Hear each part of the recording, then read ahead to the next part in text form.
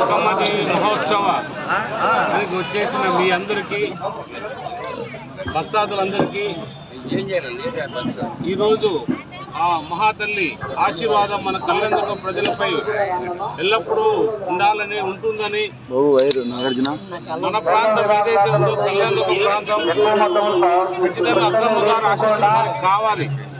ఎప్పుడు చల్లని దీవులు అక్కమ్మ గారు అందరూ ఉండాలనే సంకల్పంతో ఈరోజు అక్కమ్మ జాతరకి పట్టు వస్త్రాలతో ఒక ఎమ్మెల్యే హోదాలో ఇక్కడికి రావడం నిజంగా నేను గర్వపడుతున్నాను. ఇవన్నీ కూడా అక్కమ్మ గారు ఆశీస్సులతోనే ఈరోజు నేను ఎమ్మెల్యే అయినా ప్రజలకు సేవ చేసే అవకాశం నాకు కల్పించినందుకు చాలా సంతోషంగా ఉంది. ఏదైతే అక్కమ్మ గారు నాకు ఈ సేవ కల్పించడానికి అవకాశం ఇచ్చారో ఖచ్చితంగా ఆ అవకాశాన్ని సద్వినియోగం చేసుకుంటాను తప్ప దుర్వినియోగం చేసే ప్రసక్తి లేదని అందరికీ కూడా తెలియజేస్తున్నాను.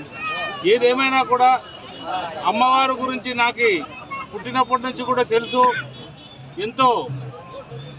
ఎంతో పవిత్రంగా మనం పూజిస్తే మనం ఎన్ని కష్టాల్లో ఉన్నా కూడా అమ్మవారు మనల్ని బయటకు తీసుకొచ్చి ఆ కష్టాల నుంచి బయటకు తీసుకొచ్చి మనం మంచితనంతో ప్రజలను జయించే విధంగా అమ్మవారు దీవిస్తారు.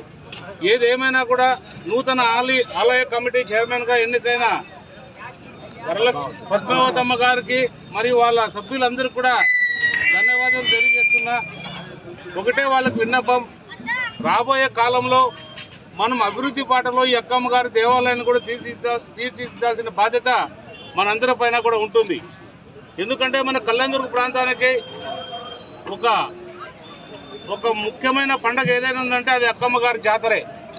ఇలాంటి ఈ ప్రాంతంలో మనం అభివృద్ధి చేయాల్సిన బాధ్యత మనందరిపైన ఉంటుంది. ఏదైనా కూడా అభివృద్ధి అప్పుడే నడుస్తూ ఉంది. మొన్ననే ఒక ఆయన భక్తుడు మన మెట్లు కూడా వేయించడం జరిగింది, ఆయనకు కూడా సంతోషం. ఏదేమైనా కూడా ఇంకా అభివృద్ధి కూడా చాలా రకాలుగా కూడా ముందుకు తీసుకోవాల్సిన బాధ్యత మనందరిపైన ఉంది.